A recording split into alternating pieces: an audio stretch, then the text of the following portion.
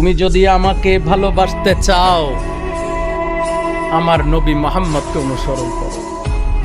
বলে নবী মুহাম্মদ ছাড়া আল্লাহ তাআলা এই কথার কার ব্যাপারে বলেছেন? জগতে কোন মানবের জন্য এই শব্দ মহান রব্বুল আলামিন ব্যবহার করেছেন? বলতে পারবেন? আর আপনি আমি যদি বলি নবীকে নিয়ে তোমরা বেশি বাড়াবাড়ি করো, সঠিক হবে কি? সঠিক হবে? রাসূল সাল্লাল্লাহু আলাইহি ওয়াসাল্লাম বুখারী শরীফে বলেন যে ব্যক্তি তার পিতামাতা, স্ত্রী, সন্তান এবং সকল মানুষের চেয়ে বেশি আমি মুহাম্মদকে বেশি ভালো না বাসবে, সে ব্যক্তি ঈমানদার না। রাসূল বলেছেন তোমাকে অর্থাৎ মানুষকে ভালোবাসতে হবে নিজের পিতামাতার চেয়ে কাকে বেশি? স্ত্রী সন্তানের চেয়ে কাকে বেশি?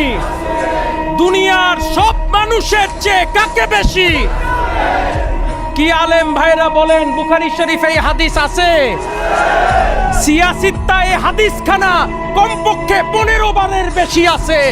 দুনিয়ার সকল মানুষের চেয়ে নবী মুহাম্মদ মুস্তাফা আহমদ মুস্তাফা সাল্লাল্লাহু আলাইহি ওয়াসাল্লামকে বেশি ভালোবাসতে হবে, তাহলে সে ঈমানদার। কি বলেন, সত্য না মিথ্যা?